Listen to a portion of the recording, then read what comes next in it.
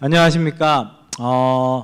전 세계를 강타한 코로나 바이러스 19 바이러스 사태를 맞아서 우리 한국교회, 특별히 한국 감리교회를 사랑하시는 분들이 좀 모였습니다. 한국교회가 이 사태에 어떻게 대응하고 또 예배와 교회에 대한 입장들을 어떻게 정리해야 될 것인가라고 하는 물음을 저희가 가지고 있습니다. 어제 날짜, 저희가 지금 4월 2일에 이 방송을 녹화하고 있는데, 어제 날짜 전 세계에 코로나 바이러스 19 확진자가 86만 명을 넘었습니다. 사망자가 4만 2천 명을 넘었고요. 또 우리나라에서 현재 4월 1일자 확진자가 9,887명, 만 명을 향해서 가고 있고, 또 사망자가 165명으로 집계가 되고 있습니다. 이렇게 심각한 상황 속에서 교회와 예배에 대한 물음을 심각하게 하지 않을 수가 없습니다. 그런 의미에서 오늘 긴급하게 코로나 바이러스 시대 예배를 생각하다라고 하는 제목을 주제로 자리를 마련했습니다. 함께 하신 분들을 소개해 드리겠습니다. 먼저 행복한 은총의 숲 전농교회 담임 목사이신 이광선 목사님 나오셨습니다. 네, 반갑습니다. 이광선 목사입니다. 네. 배화여자대학교 교목실장님이신 전병식 박사님 나오셨습니다. 한국 샬렘 영성훈련원의 김오성 목사님 나오셨습니다. 감신대에서 한국교회사 가르치시는 홍승표 박사님 나오셨습니다. 예, 반갑습니다. 네, 이 네 분을 모시고 저희가 코로나19 바이러스 시대에 교회의 여러 가지 중요한 문제들을 나누고자 합니다. 먼저 각자 자기소개를 좀 해주시면 더 좋을 것 같긴 한데, 자기소개와 함께 오늘 이 사태를 어떻게 바라봐야 되는가의 문제를 나누도록 하겠습니다. 먼저 이광선 목사님께서 우리 교회의 현재 이 코로나19 바이러스에 대응하는 방식과 또 목회자로서 느끼시는 여러 질문들 있으시면 좀 나눠주시기를 부탁드립니다. 저희 교회는 그 3월 1일 주일부터 온라인 동영상 예배를 드리고 있습니다. 이제 벌써 5주를 지나 6주를 향해서 가고 있습니다. 현장 목회를 하는 그런 사람으로서 아주 굉장히 초조하고 또 답답한 그런 그 마음이 드는 게 사실입니다. 그런데 이제 저희가 그 온라인 동영상 예배를 드리면서 사실 한국교회 역사 가운데 초유의 일 아니겠습니까? 이 예배를 드리면서 이 성경적인 예배의 그러한 그 정신이 뭐냐, 근원적인 그러한 그 정신이 뭐냐, 저는 이런 고백을 하고서 예배를 드렸습니다. 예배의 궁극적인 목적은 하나님을 사랑하는 것이고 이웃 사랑을 실천하는 것이다. 이게 이제 예배의 궁극적인 그러한 목적이라고 생각을 하고, 지금 현 상황에서는 우리가 이 처해 있는 코로나 상황 가운데서 이웃을 사랑하는 가장 절절한 그런 게 표현이 바로 온라인 예배다. 이런 그 생각을 가지고 이 고백을 가지고 예배를 드리게 되었습니다. 오늘 아마 예배학을 전공하신 그런 그 박사님도 계시니까 이 부분에 대해서 좀 충분하게 얘기가 되었으면 좋겠습니다. 네, 감사합니다. 아마 많은 교회들이 그러한 물음들 아니면 답답함을 가지고 계실 것 같습니다. 차라리 전쟁이나 박해나 이런 보이는 어떤 대상이 있을 때는 교회가 신앙적으로 응답을 할 수 있지만, 이렇게 보이지 않는 바이러스 시대에 교회가 예배를 온라인으로 드려야 되는 상황. 그래서 많은 교회들이 실제로 주일 예배를 중단을 하고 영상과 온라인으로 드리고 있는데, 그런 상황 속에서 예배를 어떻게 우리가 이해해야 될 것인가를 아는 것이 중요하다고 생각이 듭니다. 자, 그럼 이제 우리 전병식 박사님, 우리 감리교회의 중요한 대표적인 책인 예배를 확 바꿔라의 번역자이시기도 한데, 지금 우리 이광선 목사님 말씀해 주신 물음에 대해서, 예배에 대해서, 주일에 대해서 잠깐 뭐 얘기 좀 해주시면 좋겠습니다. 저는 먼저 이 논지를 우선 주일 예배에 대해서 예배사적으로 좀 얘기한 다음에, 그 다음에 진행은 온라인 시대 예배를 어떻게, 또 코로나 사태 예배를 어떻게 해야 될 거냐라는 건 또 나중에 따로 하고, 주일 예배는 사실 주일 예배의 전형은 사실은 구약의 유대적 유산에서 출발하죠. 성전 의식하고 그 다음에 나중에 이제 시나고그 회당 모임에다가 결정적으로는 마가다락방에서의 성만찬 모임이 결합한 것이 사실은 우리 기독교의 예배입니다.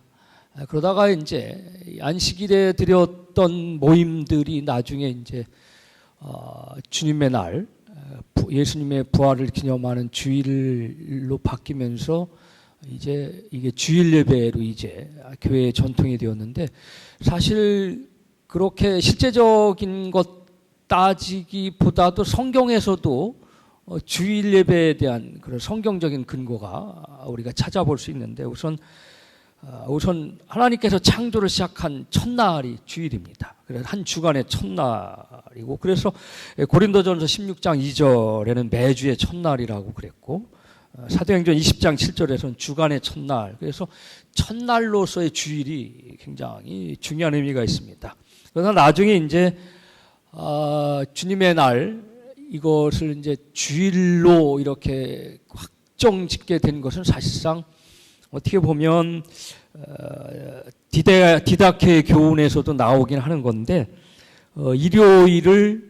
안식일을 일요일로 대체하면서 시작된 것이라고 볼 수 있는데, 주로 사실은 처음에는 태양의 날, 태양신을 받드는 태양의 날이 주일로 바뀐 것에 굉장히 부정적으로 생각하시는 분들이 있는데, 사실은 그렇지 않습니다. 왜냐하면 죽음에서 일어나는 그리스도를 태양에 비교한 2세기 중엽의 이 의미를 살펴보면 이 주일은 굉장히 우리 교회에서 전통적으로 그리고 의미가 깊고 또 성경적으로도 주일 예배는 의미가 있다. 그래서 시간적으로는 주일이 굉장히 주일 예배가 의미가 있는 그런 날입니다.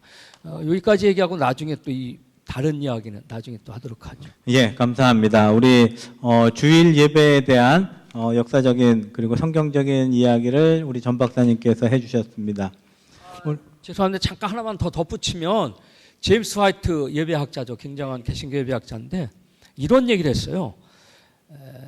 주일은 매주 부활을 기념하는 날이며 부활 신앙을 입증하는 날이다. 그래서 매주 일요일은 곧 작은 부활절이며 부활절은 1년 중 가장 큰 일요일이라 할 수 있다. 그래서 사실은 부활과 떼어낼 수 없는 게 주일입니다. 그래서 주일과 부활이 가장 중요하다고 제임스 화이트는 얘기하는데, 실제적인 의미에서는 부활의 날입니다. 이걸 좀 염두에 둬야 됩니다. 우리가. 예. 저희가 사순절을 지키면서 주일을 뺀 나머지 40일을 예수님의 고난을 기억하는 절기로 지키는 이유도 바로 매 주일은 작은 부활절이라고 하는 개념이 있기 때문이라고 들었습니다. 그렇게 믿고 있기 때문에 우리가 예배를 포기하는 것이 아니라 어떻게 드려야 할 것인가, 예배를 교회에서 드리든 가정에서 드리든 이 예배를 드리는 선택의 문제가 우리에게 어떤 기준으로 이루어져야 하는가라는 물음을 갖게 됩니다. 그런 의미에서 우리 김호성 목사님 아니면 홍승표 박사님, 한국교회사의 또 전통 또 영성의 문제 차원에서 말씀을 나눠주시면 좋을 것 같습니다. 네, 한국교회사 관점에서 오늘의 이 상황을 보면서 제가 제일 먼저 떠올랐던 장면은 선교 초기에 우리나라의 전염병이 굉장히 자주 창궐 했었습니다. 그래서 선교 초기에 보면 개신교하고 가톨릭이 같이 경쟁적인 구도 속에서 선교를 시작했는데요. 서로 굉장히 사이가 안 좋았습니다.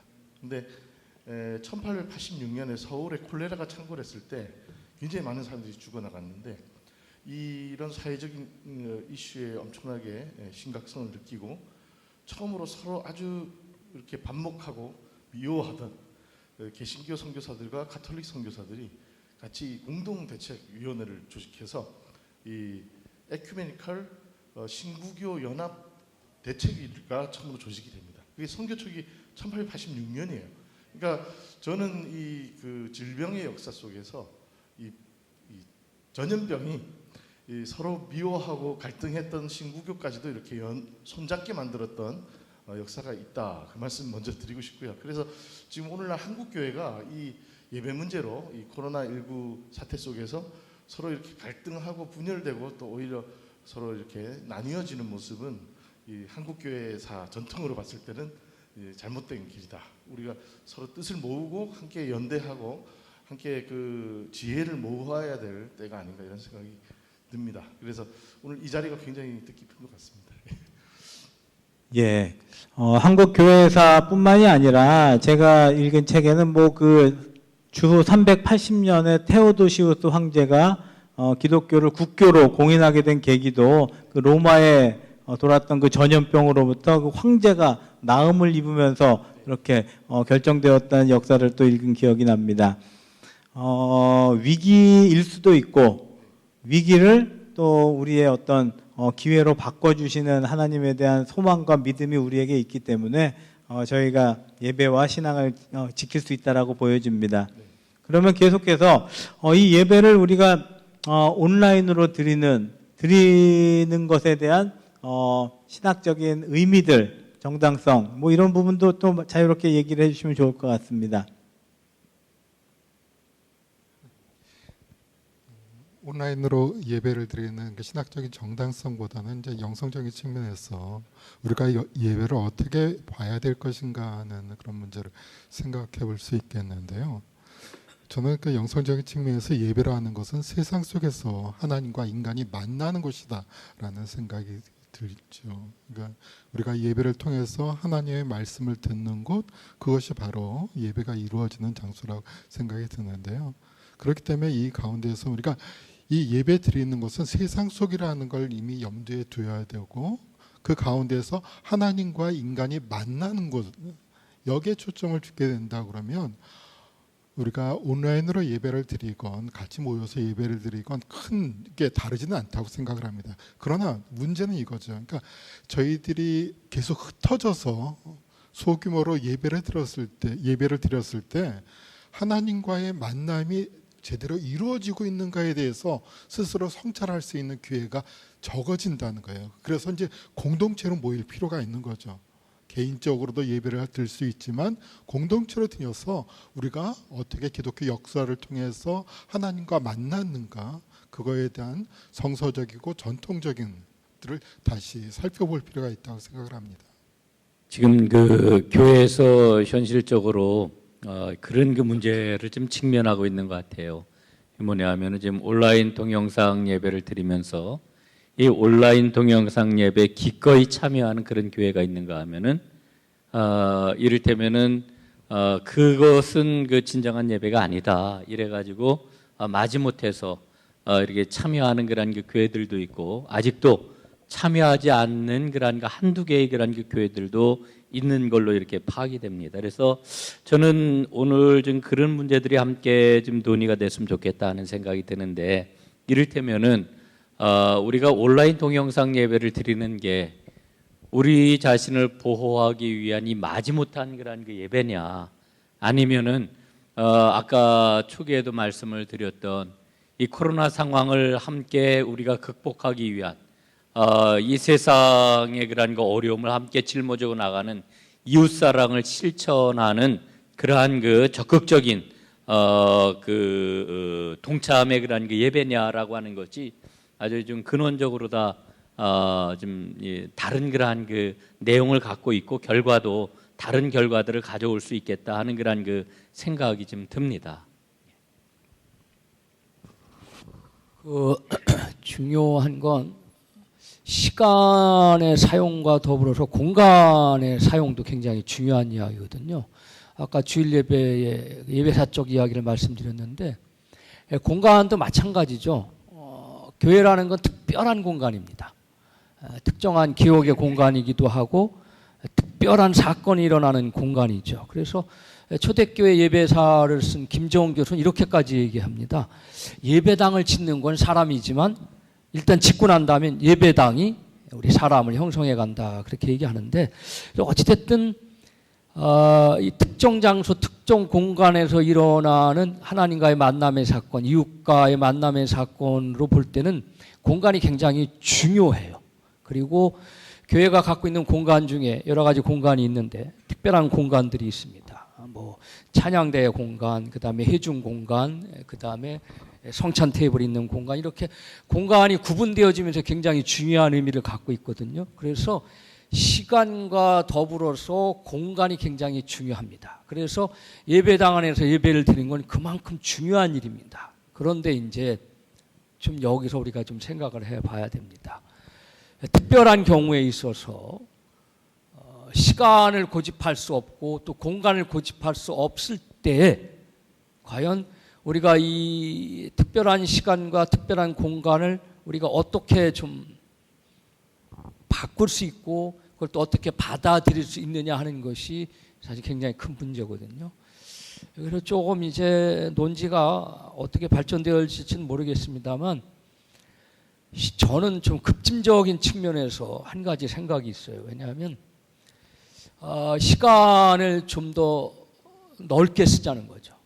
그래서 주일 예배의 사회적 격리두기, 저는 이제 이 사회적 격리두기, 소셜 디스턴싱이라는 용어도 마음에 들진 않아요. 왜냐하면 이게 어떤 분이 그랬는데 예방적 거리두기지 사회적인 거리는 아니다. 사회적인 거리는 오히려 더 친화적이어야 되고 의학적인 예방 차원에서의 거리두기지. 이건 뭐 이제 너무 또 다른 이야기니까.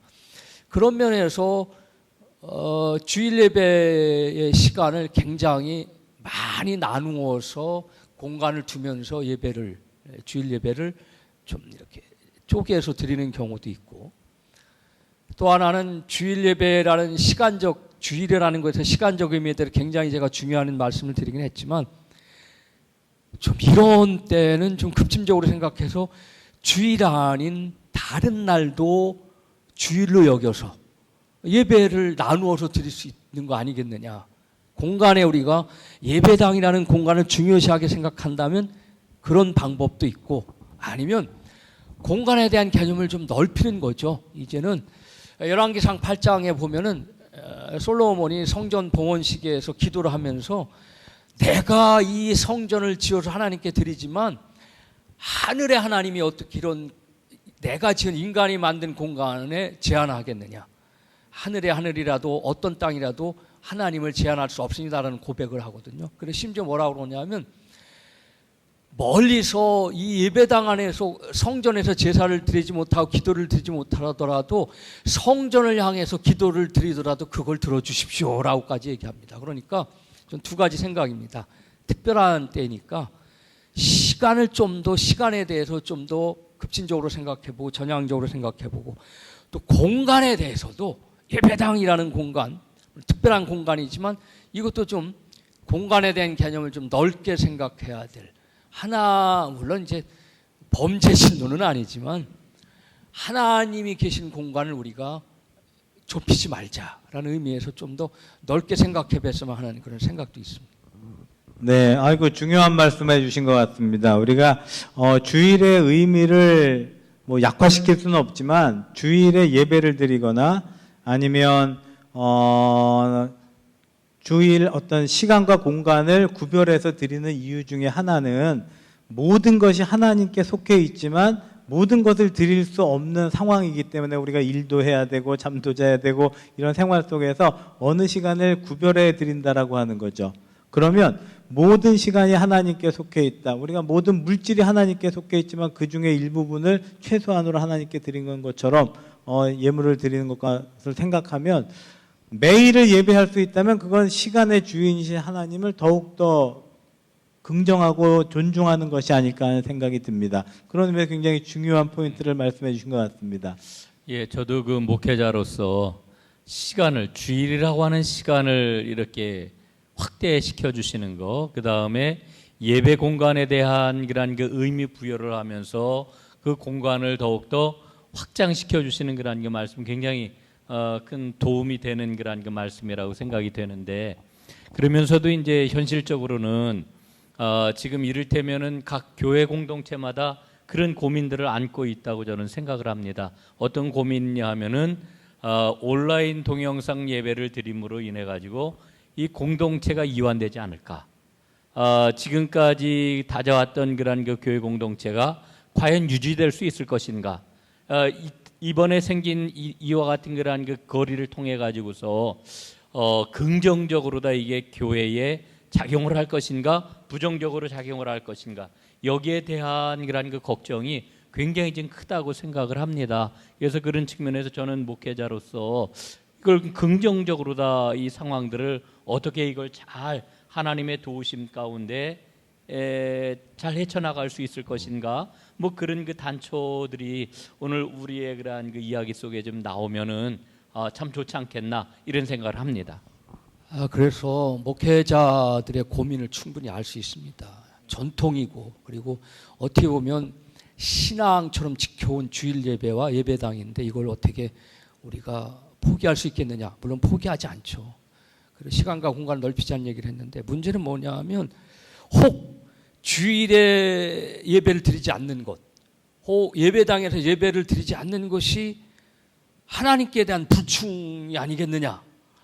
혹은 이런 죄의식 그리고 왜 나라에서 우리 예배를 이렇게 제한하느냐라는 데 대한 어떤 우리가 핍박을 받고 있구나라는 생각하는 핍박의식 이런 게 있거든요. 그래서 저는 이걸 좀 교육자, 목회자분들이 이게 하나님께 대한 불충이 아닌가라고 생각하는 죄의식 그 다음에 왜 국가가 이렇게 관여하느냐라는 핍박의식을 좀 풀어줘야 된다고 생각합니다. 그래서 그걸 풀어주시면서도 제가 말씀드린 게 그렇다고 해서 주일의 시간 그 다음에 공간 특정한 공간으로서 예배당을 경시하라는 게 절대로 아니거든요. 그러나 특별한 상황이니까 조금 더 우리가 생각과 그 다음에 마음의 여유를 갖고 대처하자는 겁니다. 그러나 이 상황이 지나가면 오히려 더욱더 강한 결집력이 생길 수도 있겠죠.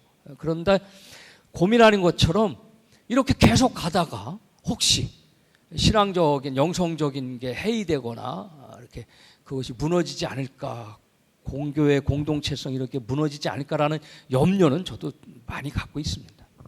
네, 그런 여러 가지 문제들을 교회가 직면을 하게 되는데 그 중에 하나가 우리가 타의적으로 교회와 예배에 대해서 생각하게 된 계기로 삼는다면 저는 그렇게 나쁜 것 같지는 않습니다.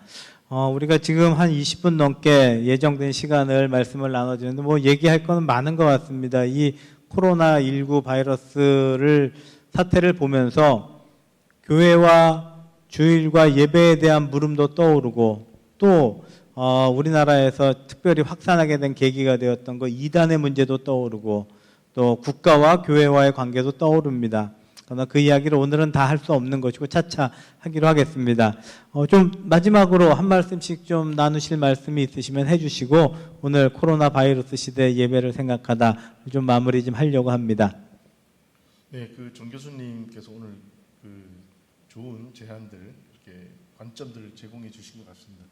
그 사실 선교 초기에 한국에 선교사들이 들어오기 전부터 개종자들이 와서 신앙 공동체를 형성할 때는 한국 사회에 지금 우리가 살고 있는 이 주일 개념 자체가 없었다고 볼 수 있습니다. 그러니까 서양에서 형성된 그 일주일의 개념, 1년의 그 개념과는 전혀 다른 일상을 살았었고요. 그런 의미에서 우리가 너무 물리적인 이 시간에 너무 집착하는 것이 아닌가라는 생각이 들어요. 초기 교회의 신앙 선배들은 매일매일이 하나의 그 새로운 그 아까 부활의 체험, 영적인 어떤 성숙과 성장의 체험이었고 그 주일이라는 날짜에 그렇게 연연하지 않고 아마 신앙 집회를 했을 것으로 저는 봅니다. 그래서 그런 그 초기 교회의 어떤 신앙인들의 어떤 그 원형적 삶, 일상의 예배화의 어떤 모습들을 우리가 한번 재발견하는 계기가 됐으면 좋겠고요. 한 가지 예를 들면은 일제강점기 말기의 태평양 전쟁 시기에 우리나라 많은 여성 그 젊은 어린 여성들이 이제 일본의 군수 공장 같은 곳에 이제 강제 징용을 많이 끌려갔습니다. 거기서 이제 한국인 여공들이 그 신앙 공동체를 또 그 집단 수용 시설 안에서 형성을 했는데 이제 기독 신보나 이런 언론 기독교 자료를 보면은 여공들이 그 교회를 만들어서 예배를 드렸다는 거예요. 근데 그 군수 공장 안에서는 그 여공들에게 한 달에 딱 이틀 만에 이틀 2번의 휴무일을 허락을 했습니다. 그렇게 계산해 보면요, 이 주일의 계산이 안 나옵니다. 그러니까 아마 평일날 휴무일이 보장되는 날이 훨씬 많았을 걸로 생각되는데 여공들은 그 휴무일을 예배의 날로 사용했다는 것이죠. 그러니까 그런 전쟁 시기라든가 이런 비상한 시국에 어쩔 수 없이 예배를 드릴 수 있는 날이 평일이라 하더라도 우리의 신앙의 선배들은 그날을 예배의 날로 정하고 함께 예배드렸던 역사적 사례들이 확인이 됩니다. 그런 의미에서 우리가 이런 그 크로노스의 물리적 시간에 너무 연연하지 말고 언제든지 하나님을 임재를 경험할 수 있는 그 카이로스의 그 영적 체험을 하는 이렇게 계기를 한번 만들었으면 좋겠습니다. 네. 아유, 감사합니다. 그 얘기는 뭐 저는 처음 듣는 얘기 같은데 놀라운 우리 신앙의 조상들의 선조들의 고난 가운데 예배했던 그런 역사 말씀해 주셔서 감사합니다. 예. 또 김호성 목사님.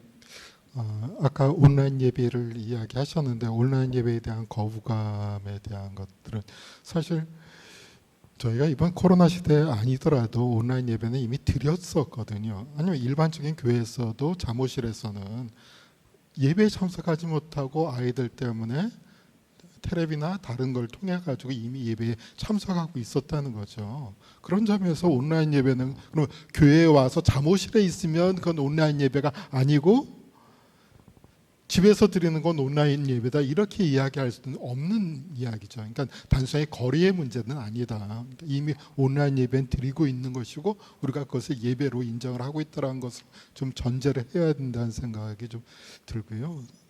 근데 아까 그 이광수 목사님께서 얘기해 주셨듯이 이 코로나 시대에 그렇게 온라인 예배로 계속적으로 지속됐을 때 그 영성적인 공동체에 어떤 영향을 미칠 것인가 이 점에 저희들이 좀 주목을 해야 되지 않을까 생각이 들고 앞으로도 이 코로나가 뭐 한두 달 가지고 끝날 거라는 보장이 없는 상황에서 사실은 이 코로나로 인해서 우리들이 전체적으로 영성적인 공동체가 어떻게 재편되어야 될 것인가 이거에 대한 고민들이 더 있어야 될 것 같다는 생각이 들어요. 근데 그 중에 하나가 저희가 이제 샬렘 영성훈련원에서 영성훈련을 같이 하다 보면 기존에 그 대형 교회 다니시는 분들이 와서 영성훈련을 받겠다는 분들이 굉장히 많이 계시는데 그런 분들이 하시는 공통적인 얘기 중에 하나가 교회에 가도 신앙적인 얘기를 나눌 공간이 없다라는 이야기를 합니다. 예배는 드리지만 자기 신앙적인 이야기를 나누고 그걸 들어줄 수 있는 그런 공동체가 없다는 거예요. 그런 점에서는 단순한 예배의 문제가 아니라 교회 안에 그런 영성적인 소그룹 공동체, 자기의 신앙적인 문제를 내어놓고 그 이야기를 듣고 함께 기도해주고 하는 그런 형태의 소그룹 공동체들이 살아나야지만 사실 영성적인 공동체가 힘을 갖게 된다는 생각이 들거든요. 그런 점에서 그런 새로운 소그룹 영성 공동체가 교회의 어떤 세포처럼 살아있을 수 있게 만드는 그런 중요한 계기로 저희들이 이 코로나를 다시 생각해 볼 수 있지 않을까? 그것이 아마 교회에 던져지는 어떤 도전이라는 생각이 듭니다.